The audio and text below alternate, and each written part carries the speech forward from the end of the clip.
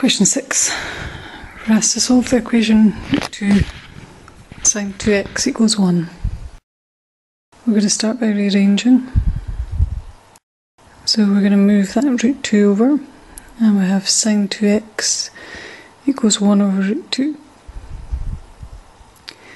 To find out what 2x is, we need an inverse sine of 1 over root 2. This is an exact value.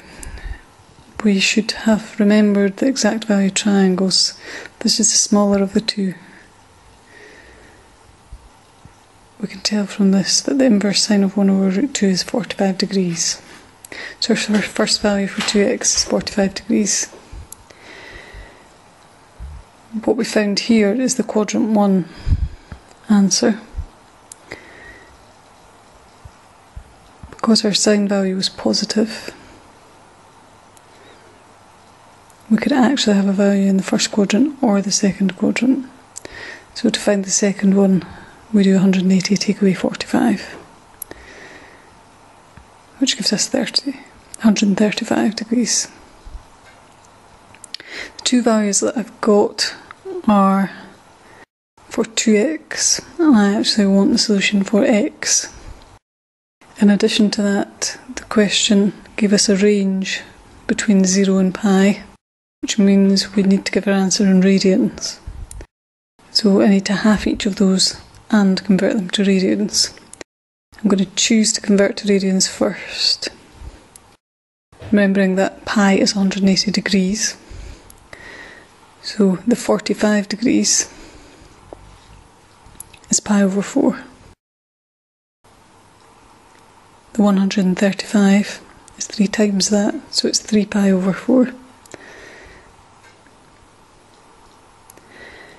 And the final values are half each of those.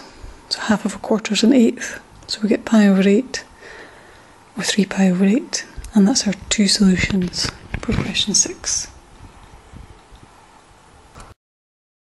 Question 7. We're given two right angled triangles. We're asked to write down the values of sine x and cos y. In order to do this, I need to first calculate the missing sides. On both the triangles, the hypotenuse is missing. So using Pythagoras, we can work out the missing side. 9 squared plus 12 squared. Find the square root of the answer. Will give us 15.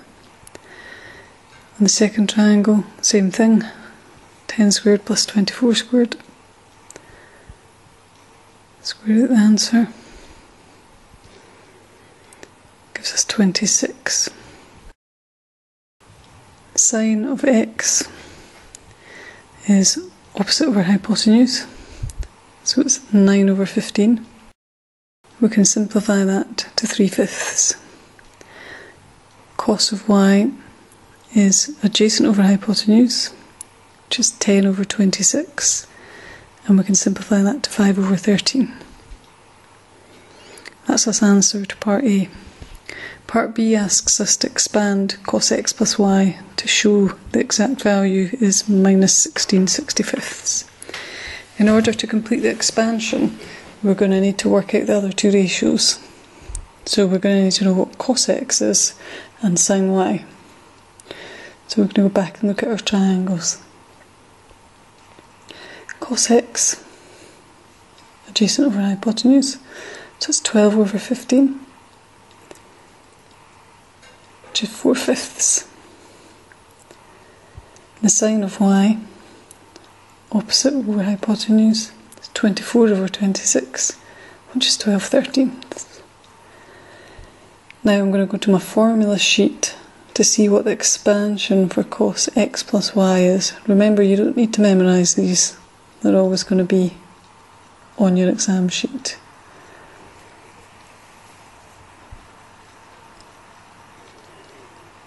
And the expansion for cos x plus y is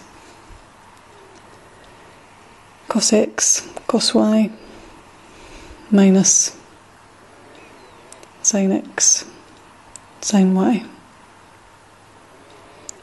Now I just need to substitute in all the values that I've calculated previously.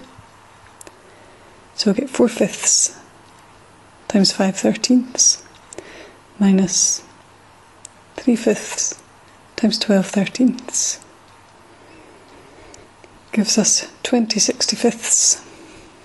Take away 36/65, which gives us minus 16/65. And that's our final answer for question 7. Question 8, we're asked to express sine 15 cos x plus cos 15 sin x in the form sin a plus b. This is just using our multiple angle formula, which again you're given on your formula sheet, you're not expected to remember. So we're just moving from the expanded form to the bracketed form. We need to be able to pick out that A is 15 degrees and B is x. So we can rewrite this as sine brackets 15 plus x.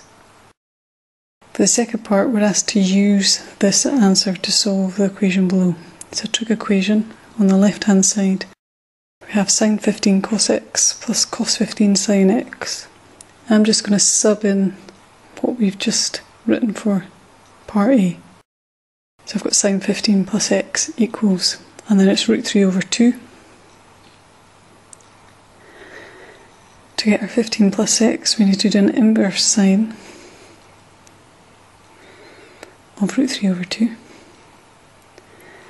This is an exact value that we can get from our exact value triangle.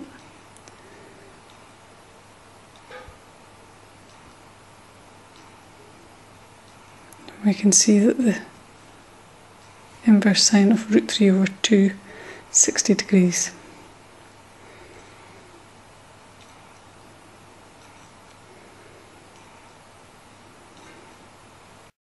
That gives us the answer in the first quadrant. Our sine value is positive, so that means we can have an answer in the first or second quadrant. To get the second quadrant answer, we're going to do 180, subtract the 60, which gives us 120. Both of these values are for 15 plus x. So to find our actual values for x, we need to subtract 15. So we end up with 45.